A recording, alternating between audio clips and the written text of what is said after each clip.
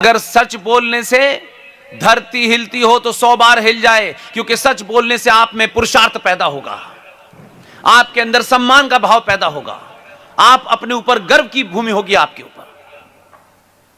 याद कीजिए जनवरी 1948 कलकत्ता का मैदान, सरदार पटेल की 4 लाइनें कोई मुझे बता सके? क्या सरदार पटेल ने साफ साफ नहीं बोला था? उन्होंने मुसलमानों को संबोधित होते थे साफ साफ नहीं कहा था कि तुमने अपना अलग मुल्क मांगा, हमने दे दिया, अब तुम यहां पड़े हुए हो, और पड़े होने के बाद भी अब ये बातें शुरू हो गई हैं कि नहीं भारत पाकिस्तान के बीच में दोस्ती होनी चाहिए। उन्होंने कहा ऐसी बातें ना करो, हमने तुम्हारे पाकिस्तान में कोई दखल नहीं दिया, तुमको जो देना था दे दिया, अब तुम जैसा दिल चाहे वैसे चलाओ, लेकिन भारत पाकिस्तान भाई भाई हैं, ऐसी बातें ना करो। लेकिन हम आज भी भाई भाई भाई भाई भाईचारा भाईचारा भाईचारा, आज तक 70 साल में समझ नहीं पाए कि भाई कौन है और चारा कौन है।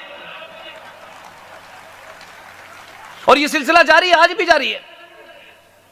सरदार साहब को सच्ची श्रद्धांजलि यही होगी कि कलकत्ता में जनवरी 1948 में जो पूरी स्पीच दी है, इस देश का एक एक बच्चा बच्चा सुने और 10 लोगों को बताए कि सरदार साहब के भाव क्या थे। इसी तरीके से एक और भारत मां का पुत्र, जिसके बारे में हमारे यहां चर्चा नहीं होती, क्योंकि हम उन चर्चाओं से उन लोगों का नाम लेने से शर्माते हैं, क्योंकि हमने जिन दलालों का साथ दिया है उन दलालों का कद छोटा हो जाता है। एक और महान पुत्र था डॉक्टर B.R. अंबेडकर। उनके बारे में जितना झूठ बोला गया उतना किसी नेता के बारे में झूठ नहीं बोला गया। मैं 2 घटनाएं आपको बताता हूं और सरदार साहब से कनेक्टेड है। B.R. अंबेडकर ने अपनी किताब पाकिस्तान और पार्टीशन ऑफ इंडिया के पेज नंबर 132 के ऊपर साफ साफ लिखा, क्योंकि वो शर्माते नहीं थे। वो पहले आदमी है जो कहते थे कि इस महात्मा को मैं महात्मा नहीं मानता, है इडियट मैन है ये। कभी उन्होंने उनकी किताब में लिखा है, बीबीसी में उनका इंटरव्यू है, आप सुन लीजिए। अपनी किताब पाकिस्तान और पार्टीशन ऑफ इंडिया के बारे में वो साफ साफ लिखते हैं कि भारत का विभाजन मजहब के नाम पर हुआ था। यही शब्द हैं, कॉमा फुल स्टॉप भी नहीं बदल रहा मैं। भारत का विभाजन मजहब के नाम पे हुआ था। जब तक भारत की धरती पर एक भी मुसलमान है, यह विभाजन अधूरा है। यह कहने की हिम्मत है उनमें। हमने बड़े बड़े हिंदू नेताओं को देखा, कहने की हिम्मत आज भी नहीं है। इसलिए सच सुनने की हिम्मत रखनी चाहिए। वही अंबेडकर हैं।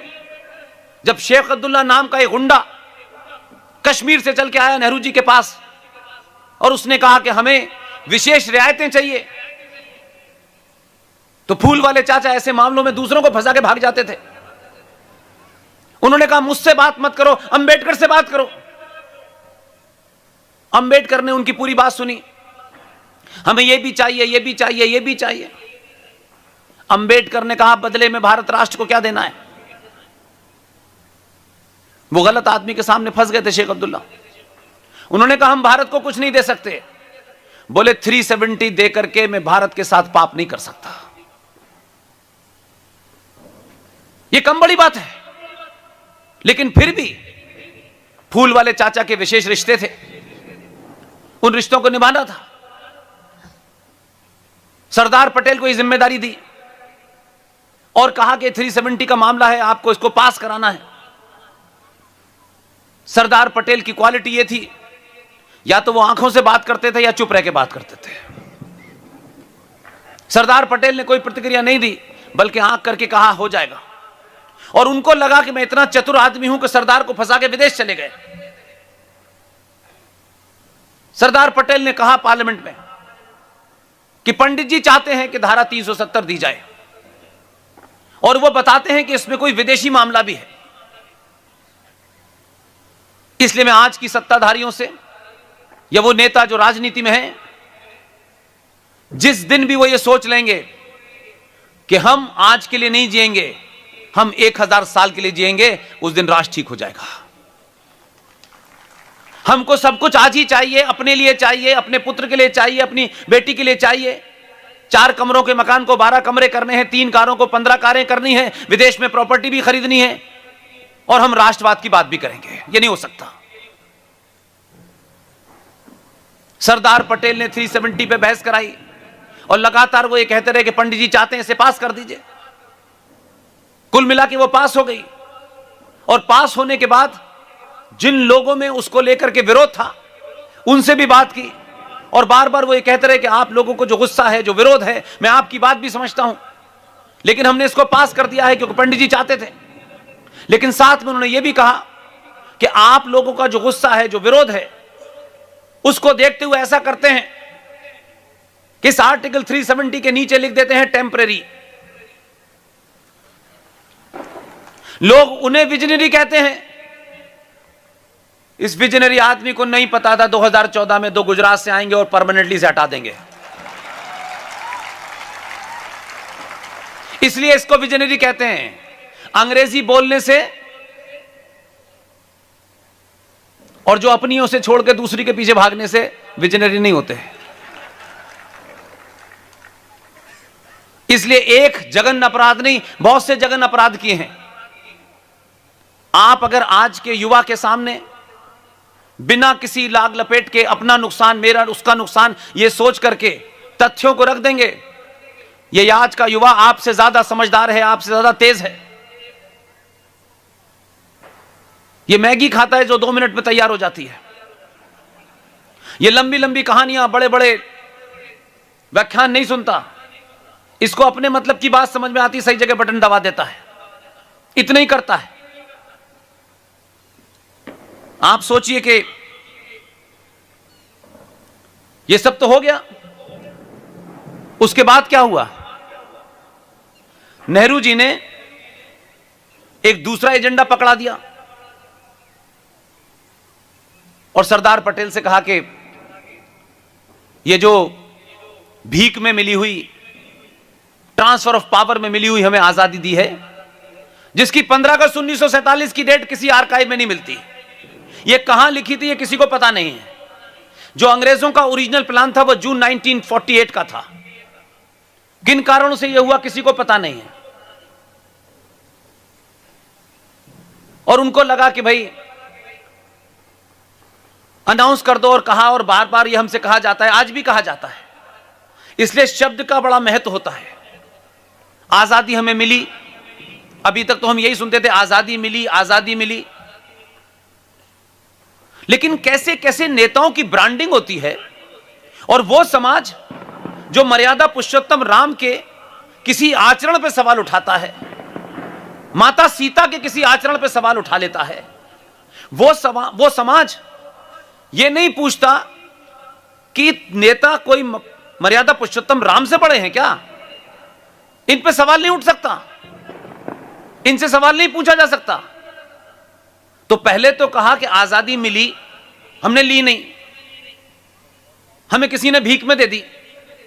फिर कुछ गाने बना के ब्रांडिंग हुई और कहा गया साबरमती के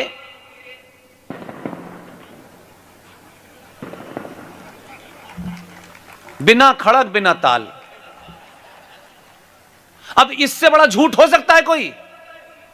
आजाद हिंद फौज के 60,000 सिपाही थे, 26,000 मारे गए, हजारों लोगों ने फांसी चढ़ी, जलियांवाला बाग से लेके कितने लोग मारे गए। लेकिन नस्ल दर नस्ल ये झूठ बोला गया, दे दी हमें आजादी बिना खड़क बिना ताल। और साबरमती के आश्रम तूने कमाल कर दिया। कमाल क्या किया ये नहीं पता। कमाल में तो बकरी थी।